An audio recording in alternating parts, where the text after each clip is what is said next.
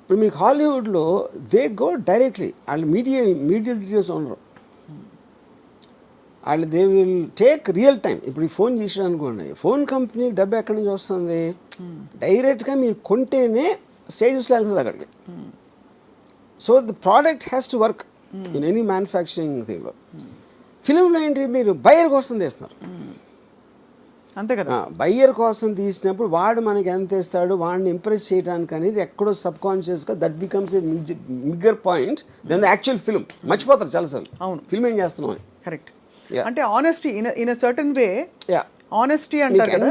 అంటే అందరికీ జనాలు నచ్చాలని ఉంటుంది, అది కాదు. But you can forget and easily divert your attention from the main point.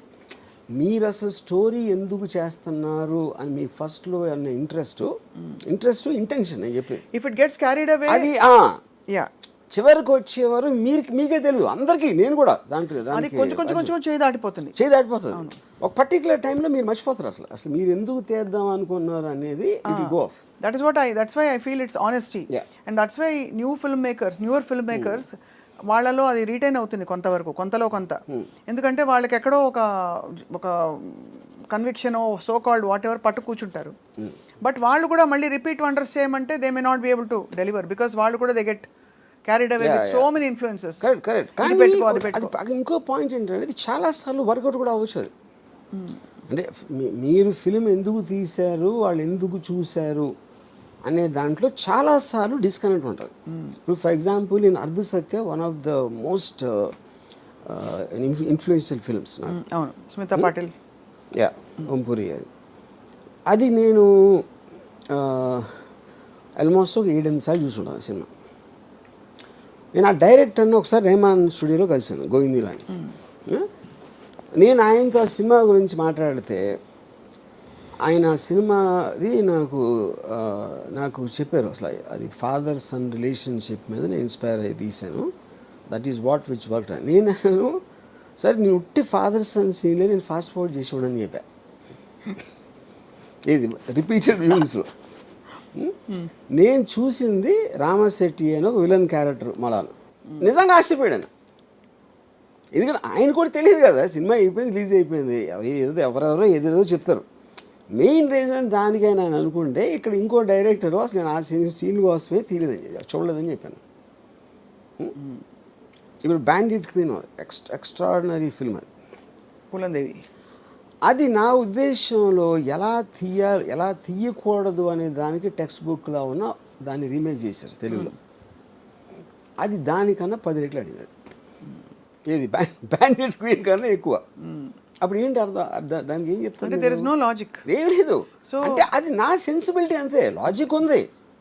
ఆడియన్స్కి నచ్చింది, ఎందుకు నచ్చింది అంటే వాళ్ళు ఈచ్ పర్సన్ చెప్పాలి. మీరు చెప్తున్న దాన్ని బట్టి ఆర్జీవి గారు, ఆడియన్స్ టేస్ట్లు ర్యాపిడ్గా మారుతున్న వాట్ ఎవర్ ఆ ప్రిఫరెన్సెస్ అండ్ ప్రయారిటీస్ని cinema industry most of the time map చేయలేకపోతున్నారు. అవును, మ్యాప్ చేయలేక కొన్ని సినిమా ఇండస్ట్రీకి లీస్ట్ తెలుస్తుంది యాక్చువల్గా, ఎందుకంటే లోపల ఉన్నారు కాబట్టి. అవును, ఆడియన్స్ మధ్యలో ఉన్నవాడికి రిలేటివ్గా ఎక్కువ తెలియడానికి ఛాన్స్ ఉంది. రిలేటివ్లీ అది కూడా ఫుల్గా కాదు, ఎందుకంటే ఆడియన్స్ నేను విజయవాడ నుంచి వచ్చి నేను హైదరాబాద్ మన అనుపూర్ణేశ్వరి తిరుగుతున్నప్పుడు ఇళయరాజా ఎంత పాపులర్ అనేది నాకు స్టూడెంట్గా ఉన్నప్పుడు తెలుసు. ఎందుకంటే మేము షాపులకి వెళ్ళి రికార్డ్ చేయించుకున్నాను క్యాసెట్లో. అక్కడ ఇళయరాజాకి సెపరేట్ బుక్ మెయింటైన్ చేసాడు. మిగతా చక్రవర్తి ఇది అది అందరూ కలిపి ఒక బుక్ ఉంటే ఇళయరాజా గారికి ఒక సెపరేట్ బుక్ ఉండేది. అది నేను చెప్తే అనుకున్న షాక్ అయిపోయాడు, వాళ్ళకి తెలియదు అసలు ఇళయరాజా అంత పాపులర్ అని.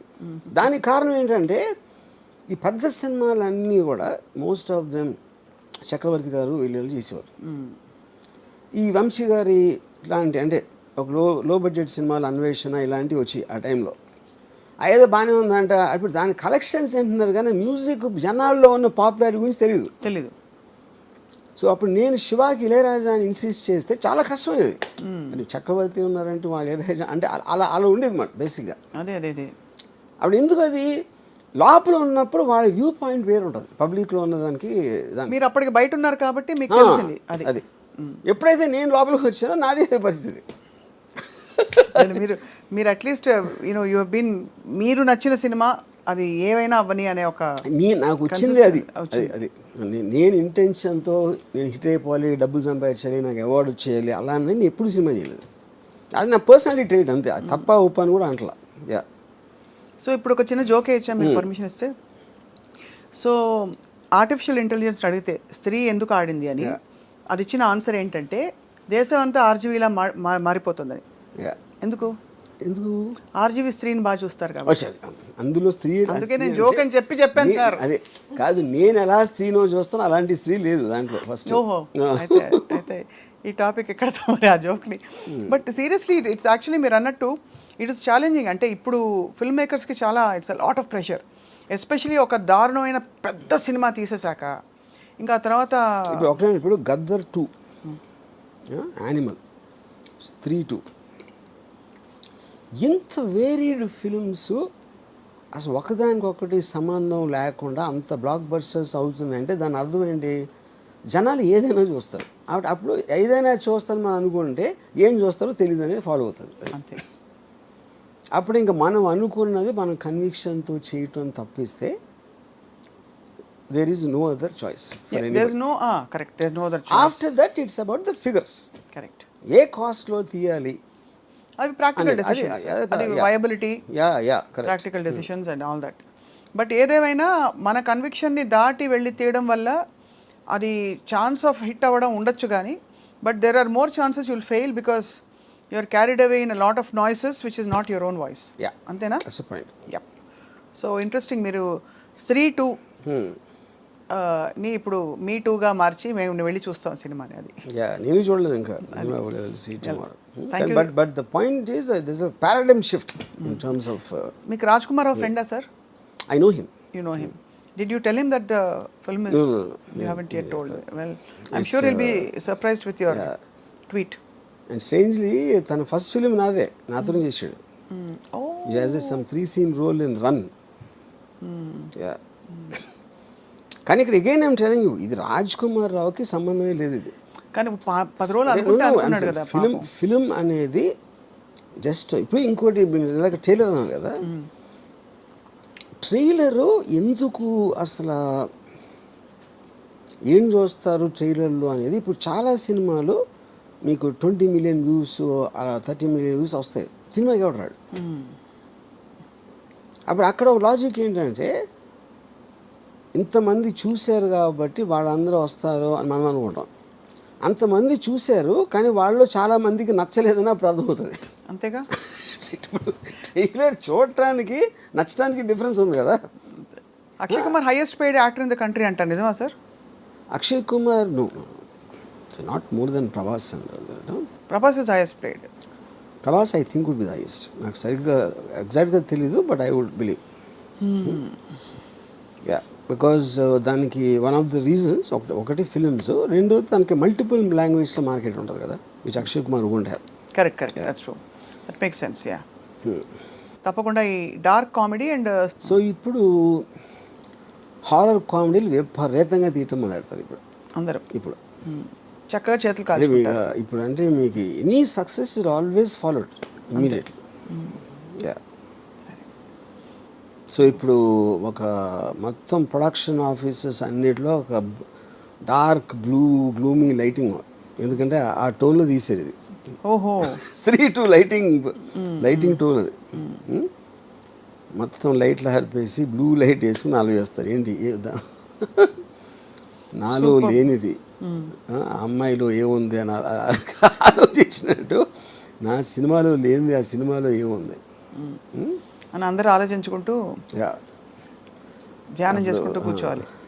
నేను యానిమల్ గురించి చెప్పినప్పుడు సందీప్ అంగకి చెప్పాను, మొత్తం ప్రొడక్షన్ ఆఫీస్లో మీ డిస్కషన్ రూమ్ ఉంటుంది కదా, ఆ డిస్కషన్ రూమ్లో డెసిషన్స్ తీసుకుంటారు, స్టోరీ ఏంటి, ఎలా ఉండాలి, ఇలాంటివన్నీ జరుగుతూ ఉంటాయి. అప్పుడు వేరే వాళ్ళు వస్తారు. వచ్చినప్పుడు అందులో ఒక పెద్ద మాస్టిఫ్ కుక్క ఉందనుకోండి. ఇప్పుడు మీ కుక్క అంటే మీకు కంఫర్ట్ ఉంటుంది. ఆ బయట నుంచి వచ్చిన వాళ్ళకి ఇంత పెద్ద కుక్క ఏమైనా చేస్తుందా, గబుక్కుని కరుస్తుందా అనే ఒక టెన్షన్ ఉంటుంది కదా. ఆ టెన్షన్లో కూర్చుని దాని మూమెంట్స్ గమనిస్తూ ఉంటారు, ఇటు ఒకటి తిరుగుతూ ఉంటుంది. అలా గమనిస్తున్నారు అయితే. అది అలాగా యానిమల్ అనే సినిమా అది చేస్తాను నేను ప్రొడక్షన్ ఆఫీస్లో. అంతే, వీళ్ళు ఏం డిస్కస్ చేసినా యానిమల్ తిరుగుతూ ఉంటుంది వాళ్ళ మైండ్స్లో. కానీ అలానే అమాంతం ఇప్పుడు వెళ్ళి అంటే రణబీర్ కపూర్ని చూపించినట్టు వాళ్ళు ఎక్కడైనా ఎక్స్ట్రీమ్ సీన్స్ చూపించాల్సిన ఆడుతుంది. ఎక్స్ట్రీమ్ సీన్స్ మొలానే ఆడింది అంటే అదే కదా మిస్టరీ ఆఫ్ ఫిల్మ్ ఇండస్ట్రీ, అదే అందరికీ. ఇప్పుడు రీసెంట్గా ఒక డైరెక్టరు హిందీలో హిట్ అయిన సినిమా తీసాడు, దాని కమర్షియల్ ఎలిమెంట్స్ పెడితే ఇంకా బాగా ఆడుతుందని తన ఉద్దేశం. చాలామంది ఏమంటున్నారు, అది పెట్టిన మూలనే మొత్తం స్పాయిల్ అయిపోయింది అంటున్నారు. కానీ అది అయిపోయిన తర్వాత చెప్పొచ్చు ఎవరైనా, ఎవరికి ఇష్టం వచ్చిన వాళ్ళు చెప్తారు. మరి ఆ టైంలో తను అనుకున్నది. ఇంకోటి సినిమా అనేది ఎప్పుడు ఒక్కడి మళ్ళీ అవ్వదు కదా. అవును, హీరోకి నచ్చింది, కనుక ప్రొడ్యూసర్స్ నచ్చింది, ఇక్కడ అందరూ కలిసి యాక్సెప్ట్ చేసిన తర్వాతే కదా జరిగేది. అది ఏ సినిమా కూడా ఒక్క డెసిషన్ అవ్వదు ఇప్పుడు అంత ఈజీగా, యూనో. సో అప్పుడు ఒకవేళ హిట్ అయిపోయింది అనుకోండి, ఇది అరే భలే పట్టాడురా ఫోన్లో, ఉన్నదాన్ని బెటర్ చేసాడు అంటారు. ఇప్పుడేమో ఉన్నదాన్ని చెడగొట్టాడు అంటారు అందరు. అది పాయింట్. సో దీనికి మనం టైటిల్ కార్డ్ మార్చి స్త్రీ 2 ఆ రాజ్ కుమార్ రావు థ్రిల్లర్ అని వేయాలి. అంతేనా? I'm just kidding. అంటే that's how he must be feeling or most people must be feeling. ఇప్పుడు శ్రద్ధా కపూర్ తను సాడడం ఎక్కువ అని తన ఫీలింగ్, అందుకని ఫస్ట్ ఫీమేల్ లీడ్కి గ్రేటెస్ట్ ఓపెనింగ్ అని తను పెట్టింది ట్వీట్. అంటే రాజ్ కుమార్ రావు అనే లెక్కలోనే లేడు అని తన ఉద్దేశం. బట్ మరి తన ఇతర సినిమాలు ఏమి ఆడలేగా, అది వేరే విషయం. ఇప్పుడు వచ్చిందేమో సాడము, నీకు వచ్చినప్పుడు పట్టుకోవాలి, కానీ మళ్ళీ మీరు కూడా లాజిక్ ఆలోచిస్తారుగా. ఇది ఏఐ తేల్చలేకపోతే డెఫినెట్గా ఫస్ట్ ఆఫ్ ఆల్ ఏ జ్యోతిష్యం చెప్పదు, ఉన్న దానికి మీకు అందరికన్నా బెటర్గా ఎక్స్ప్లెయిన్ చేస్తుంది, కానీ అది జ్యోతిష్యాలు కదా. డిరైవ్డ్ డేటా నుంచి కన్క్లూజివ్గా, but it might be able to say. ఎప్పుడు చెప్పగలుగుతుంది దీని గురించి ఇన్ టర్మ్స్ ఆఫ్ దాని అల్గోరిథమ్స్లో ఏ సాంగ్ అయితే యూనో ఎలా. ఇప్పుడు నెట్ఫ్లిక్స్ వీటిలో కూడా ఈ మధ్యన they're using artificial intelligence to select the content. అవును, అదేం చేస్తుందంటే పారామీటర్స్లో ఏమేమి స్టోరీలో ఉన్నాయి జానర్ వైజ్గా, దీని వైజ్గా, దాని వైజ్గా అది స్టడీ చేసి దానికున్న ఎంత బేసిస్లో ఎలాంటి సినిమాలు ఎక్కువ, ఎలాంటి సీన్లు ఎక్కువ చూస్తున్నారు, ఏ యాక్టర్ని ఎక్కువసేపు, ఇదంతా క్యాలిక్యులేట్ చేసి చెప్తుంది, అలాంటి చూసి చెప్తుంది. కాబట్టి AI is only derived data. But ఇవాళ మీరు నేను చూడండి, నార్మల్ న్యాచురల్ యావరేజ్ ఇంటెలిజెన్స్ అంటే మీరు కాదు నేను, ఇవాళ ఒక సినిమా గురించి గంటసేపు మాట్లాడాం, AI I'm sorry I cannot answer that అంటుంది. కాబట్టి మనమే గొప్ప, ఎందుకంటే స్పెక్యులేషన్ చేయదు అది.